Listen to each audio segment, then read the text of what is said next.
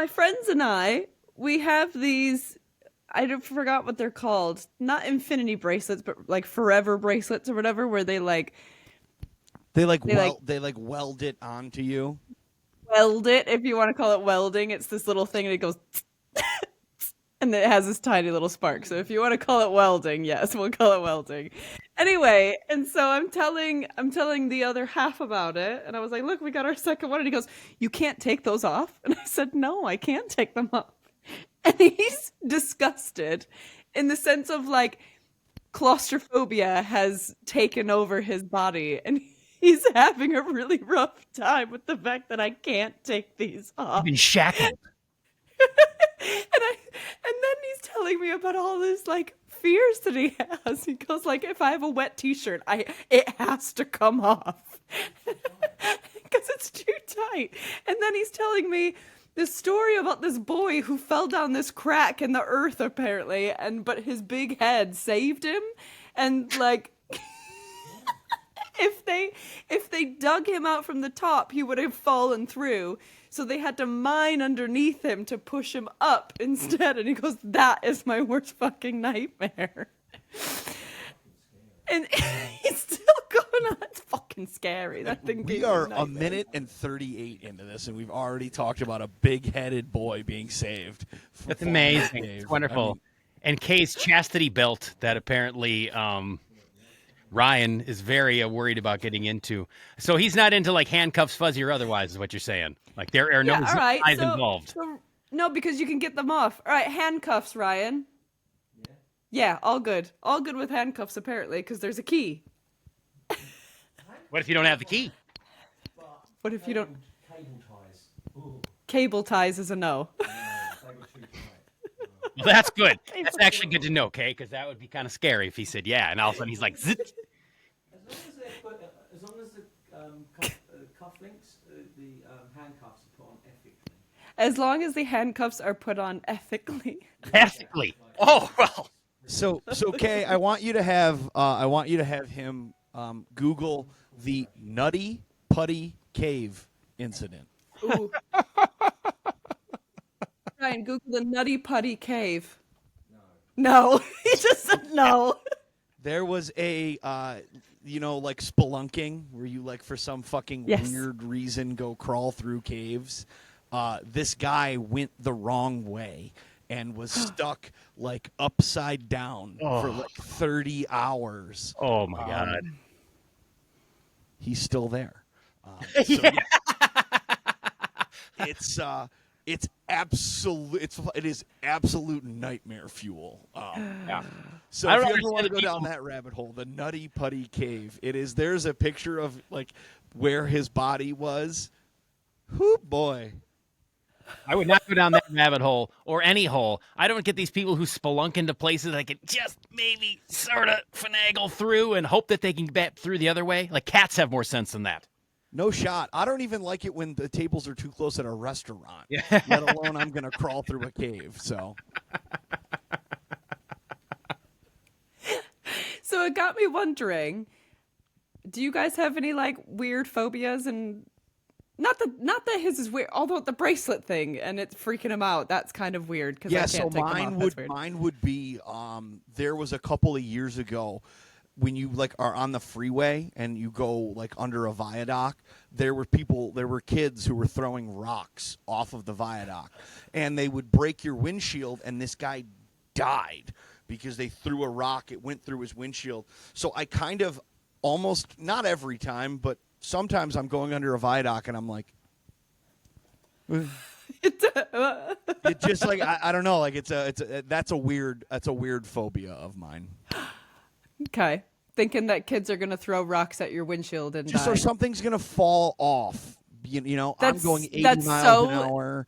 Like, That's so specific, though. Under a viaduct. yeah, very, very specific. You don't even know Any how to pit overpass. anymore. You've been in London Any for a overpass long- / underpass. You never know, there could be somebody there throwing rocks at your windshield at all times. Absolutely. How do you like meander through, like, say, getting in and out of Detroit? Because I'm sure you have to drive under several of those. You have to hold, So it's not all that. I wouldn't say it's like every viaduct. I'm like, ah. It's but every once in a while I'll think like, yeah, that would suck. Justin, do you have any weird things? None of them are weird for me. I'm like, heights, claustrophobia, midgets. Scared of all the regular things. So Midgets are pretty scary. I'm not gonna yeah, lie. right, exactly. That's You guys. it can come at you from like underneath a table. You could be sitting at a high top, just enjoying your cocktail. Next thing, they're just biting your ankles, coming at your crotchal area, and you don't see them coming. Especially if there's a tablecloth involved. You guys ever heard "Short People" from Randy Newman? like the Toy Story, Right? you know what I mean? He's got a song that's just like extremely rude to short people. Look it up. Short People, Randy Newman. You think Randy Newman would like all people? He seems like just kind of an affable, agreeable chap. He just like everybody. But then again, midgets aren't people. I think we've established that on this program, right? One of the lines in the song is "Short people got no reason to live." Like it's wild coming from Randy Newman. They have reasons to live. I'm telling you. My God, they have to like guard their pots of gold. They have to like show you the way to the yellow brick road. There's lots of reasons. You know, who's going to be at the end of the rainbow? Right, exactly. Who's going to wear that Ewok costume? You going to CGI all that shit? No way. Forget about it. I mean, there wouldn't be a WrestleMania 3 if it weren't for the greatest match that involved midgets. Let's go. Let's go. Thanks for stopping by. This has been a great episode this week. Please like, share, and subscribe. I don't know what our debate is today. Is our debate, are midgets scary? Is that what our debate No, because the debate has been answered. They're terrifying. Oh my God, that's too much. Oh Lord. How about we talk about, for starters, that baseball is a crazy sport. Like, I know there's 162 games, so it's absolutely insanity. Like, you can have the best team in baseball, and all of a sudden it can just be like the worst team in baseball, and vice versa. Stop bullying me. I'm having I'm a really not, no, I'm not I'm having bullying. a I'm really just tough making. time. You This look is at really like not how bullying. the last like 20 games of the season, it's absolute pandemonium. You want to talk about like a sport that has parity? All of a sudden, like damn near half of the American League is like got a chance to get in the playoffs when it looked like it was just so crystal clear and all just set in stone at about, the All-Star break, and things have just gone absolutely nuts. It's absolute insanity. It was Tigers, Blue Jays, Yankees. No questions. And now I cry. The Mariners, who had no business going anywhere near the playoffs, have won 15 of the last 16. They could end up with the #1 overall seed. It's insanity. I'm not having fun. I've got this theory that no two teams in Detroit can win at the same time, and I don't think it's ever happened. I don't think any two teams have won at the same time. No, so Kay, you're right. There's never ever been a calendar year where all 4 Detroit sports teams went to the playoffs. It's never. But it's never funny, happened. I bet you there has been plenty of calendar years where 0 Detroit sports teams went to the playoffs. Oh yeah, I mean we went plenty. through the worst decade of sports I think any major market has gone through. I mean, from the Red Wings' last championship to just nightmare fuel. It was terrible, and now everybody's like kind of good, and it's like we don't like. Again, like I said this last week, like I don't know what to do with my hands. Like this. Yeah. The thing Well, is, kind of good. You Kind of good is so much worse than just being bad, because kind of good gives you just this little flickering of hope, like, oh, maybe we'll get it. And then if you're not, then the next year, like, you're not getting that number 1 overall pick. You're not getting that marquee player. You're just going to be hovering around getting slightly worse, slightly worse, slightly worse. it's like masturbating but never finishing. You never get to the climax. Clearly, you don't know how to masturbate. Yeah, I was gonna say I figured that one out. Yeah. If Detroit needs help, trust me, I can get you a national championship, World Series, Super Bowl, Stanley Cup combo if that's what it takes. It's at least worth watching. I mean, I would like 2018 when everybody was just garbage. Like I wasn't even watching sports. I'm just on Netflix. So it's at least like I've got, even if I'm disappointed, I'm here. Doesn't matter, had sex. You know what I mean? I thought he was referring to me masturbating was worth watching. I'm like, it's not. No, not I into mean, that. the faces are. I looked at it in the mirror. I like recorded myself. It's not pleasant. It's not great. Okay. Hey, all you right. saw the Again, video I like, sent share- you. Like, share, and subscribe. Welcome to Sweat Socks and All That Sauce. Justin's Sweaty Socks and Justin's Sauce with Justin, Kay, and Tom. Where no sport is off limits and neither is any topic. Sweet Jesus.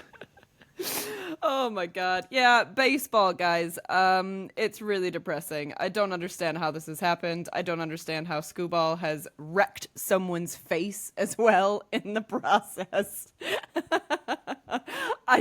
What the fuck is happening in baseball? It's absolute tragedy. And the funny thing is, depending on where you are in the country, it's either absolute tragedy or wow, amazing, a miraculous turnaround of events. Yeah, So- we did it last year with the Tigers, where we came from absolutely out of nowhere and then stole our way into the playoffs. And then this year, we're the best team in baseball up until the All-Star break, and it's just kind of been a tragedy since then. So, yeah, we'll see. I don't know. It's going to be a very interesting baseball playoffs. I think even with the Dodgers' $7 billion payroll, I don't even know if they're a sure thing. You know, I remember like growing up, the Yankees, some of those Yankees teams were you just knew that there's no way anybody's going to beat them. But now, I don't know, it's parody. It's good. It's fun. I like it. I'm having fun. Can I say though, in one personal, because of course I'm out on the West Coast and PNW, and because I've always been a Mariners fan, lifelong, ever since before I even moved here, I've been on the bandwagon this entire time. And last night the Mariners clinched a playoff spot, not an AL West division, not the pennant, just a playoff spot. And they went back and they had like the plastic up in the locker room clubhouse, and they were spraying the champagne, had the goggles on. I was like, that's kind of cringe. Like, I get it. Like, you don't get to the playoffs very often, but really? Like, if they win tonight and Houston loses, they're the AL West champions. Then have the champagne. What you're doing right now is just making everything sticky. Yeah, the champagne for just a playoff spot is a little cringe. I'll give you that. Right. I mean, the Mariners have been, like, abysmal for most of their existence, but still. I guess when the Lions finally, made it to like the NFC Championship game a couple years ago, feels like forever ago now. Did they champagne up the locker room? We Yeah, would, I'm pretty sure we they would champagne if we would lose by 1 touchdown to Green Bay. And then the days. Cleveland Browns can make Green Bay their bitch. That's the NFL. That's one of the reasons that the NFL just drives me absolutely bonkers.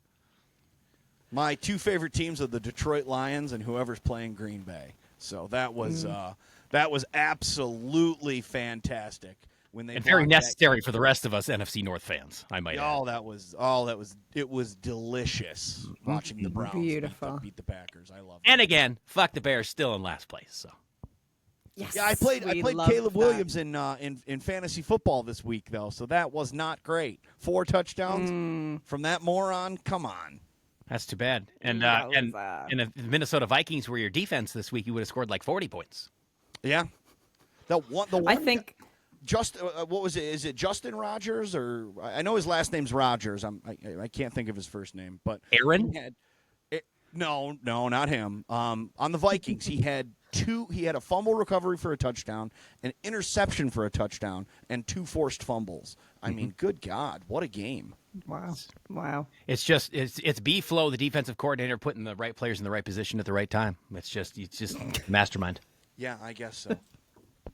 Meanwhile, I had Ravens defense, which gave me -4. You took the Ravens defense against your highly touted Detroit Lions offense? They were. Oh, I did, but again, I didn't Jesus, do my oh, lineup. man.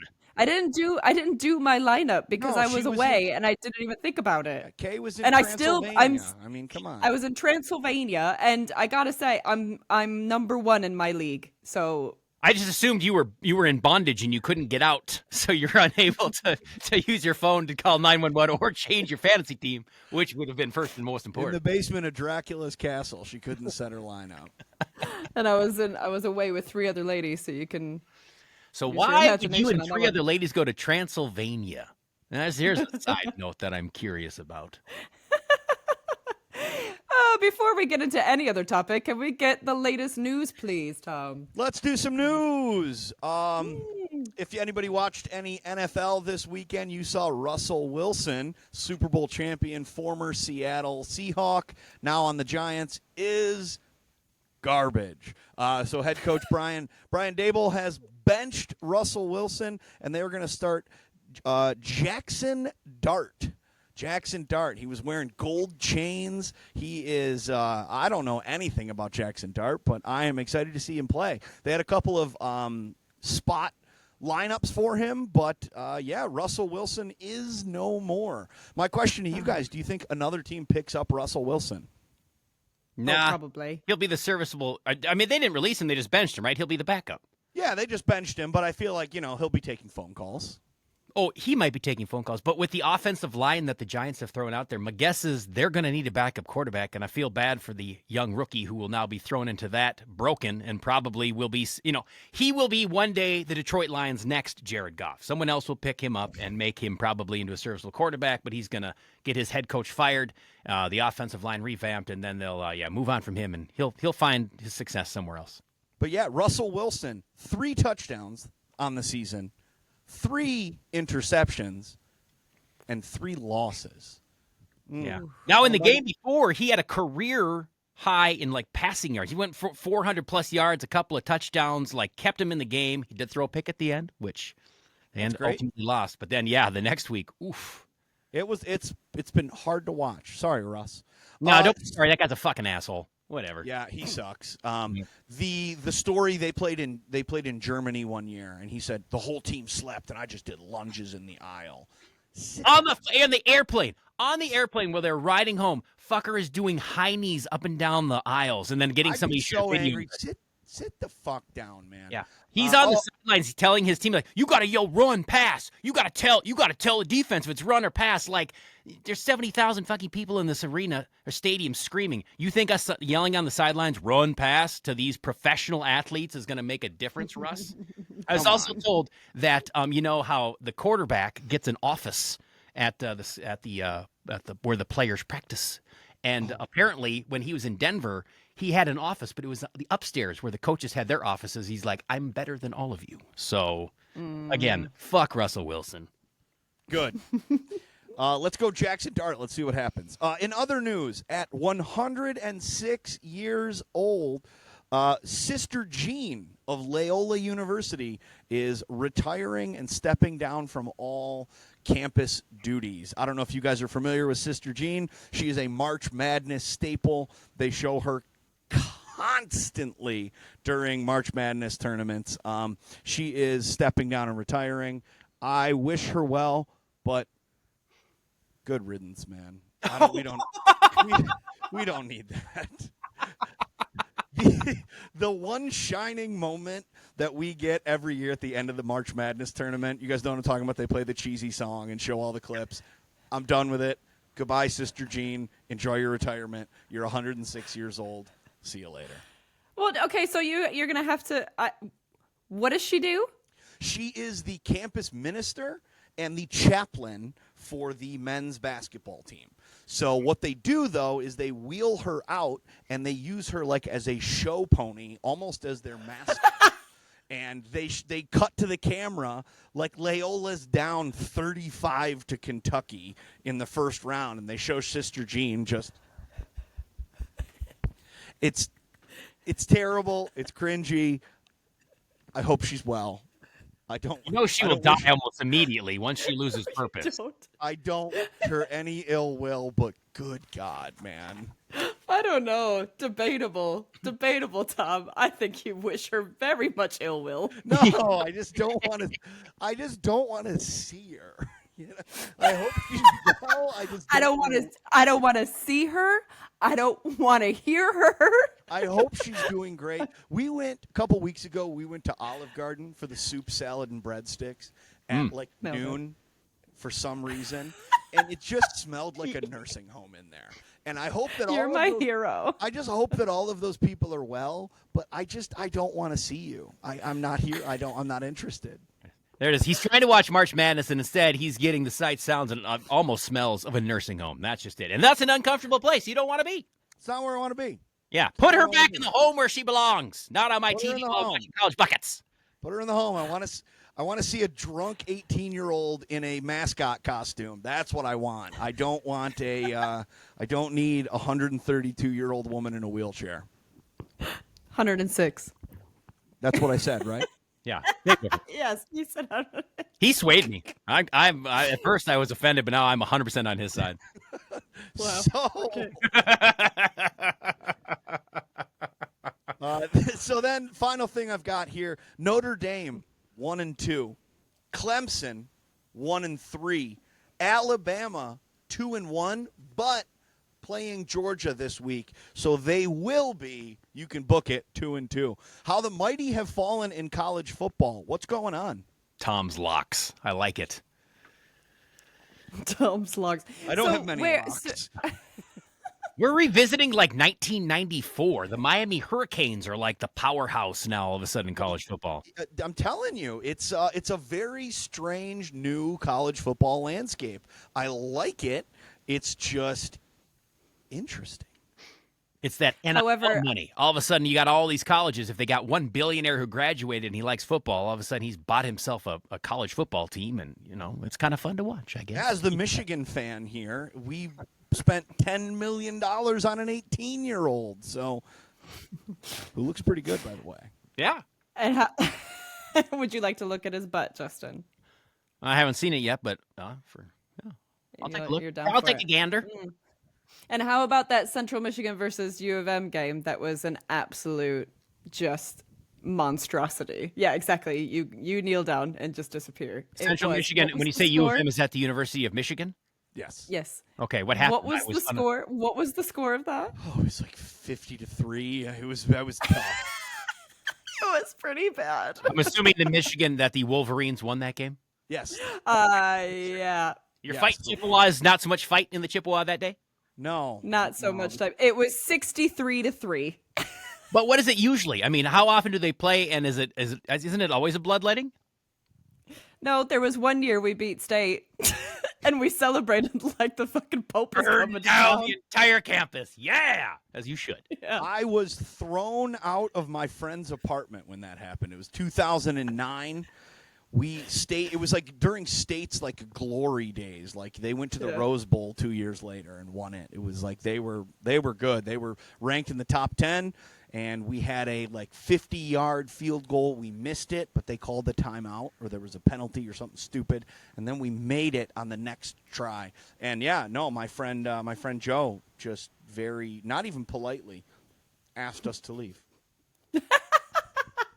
It was a wonderful day. I just remember, I don't remember much of that day, but I remember cops coming around to, I think it was Deerfield Apartments, coming to Deerfield Apartments in the parking lot area, and everybody standing outside with the dumpster on fire, everybody singing "We Didn't Start the Fire" as the cops were pulling in. And that's what I remember of that evening.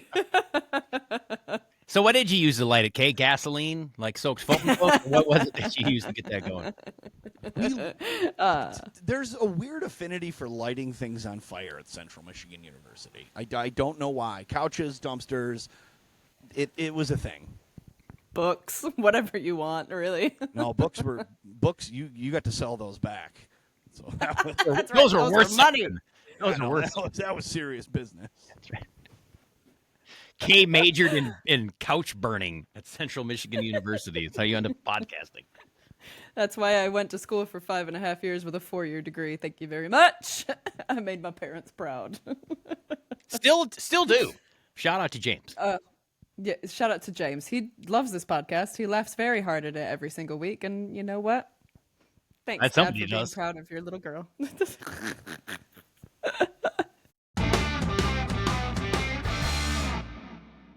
Do you have tickets to go see the Minnesota Vikings play in either England or Ireland? As they're the team No. that shit on and has played back-to-back games across the pond? No, because that was my plan, was to go to the Vikings game. However, my two friends that I wanted to go with they can't pull their thumb out and plan anything or devote their time to anything, and so they've let me I down. really thought you were going to invite me to come to England and we could do this podcast, from O2 or Wembley or whatever fucking whatever they play football in.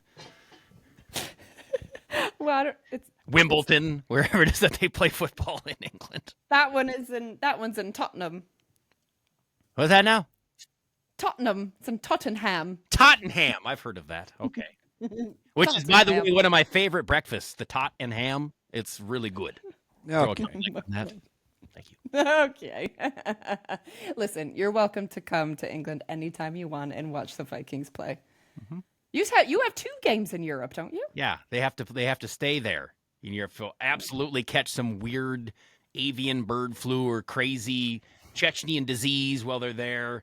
Team players will get sick, injured, who knows? It's not fair that we lose not only a home game, but that we have to play back-to-backs in weird time zone. You know how hard it is they're going to be so adjusted to your whatever time zone that is. There's no way they'll win when they get back. Probably two weeks Now- of jet lag. Why do the Lions never go over here? Why do they never watch them outside of Detroit? No, we don't play that shit. We're not going anywhere. Fair enough. Fair enough. Right. Before we end this lovely, lovely episode of absolute, I don't know, just news, which I'm kind of liking. I'm kind of liking this whole just news thing.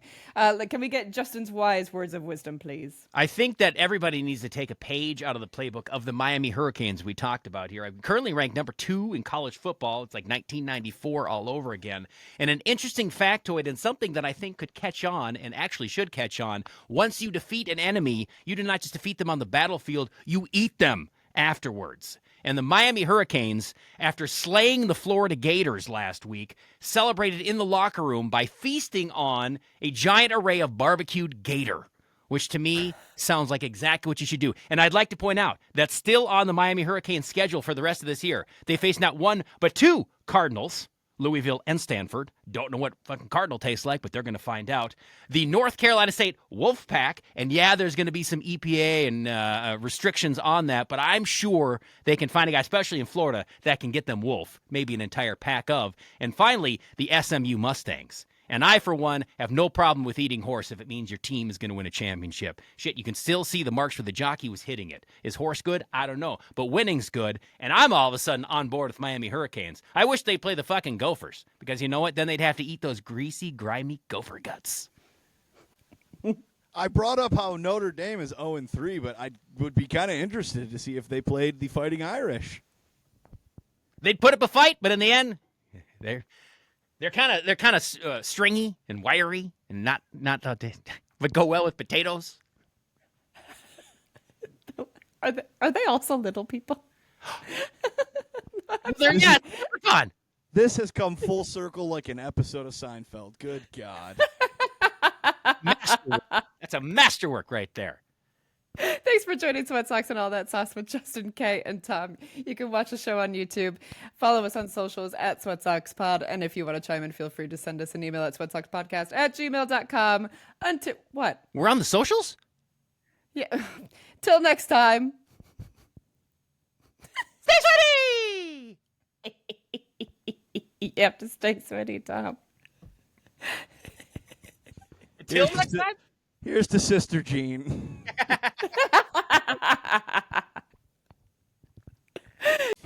Sweat Socks and All That Sauce is hosted by Kay White and Justin Michaels. Our theme song made by Pat Leonards. And the album artwork is by Mike Willis.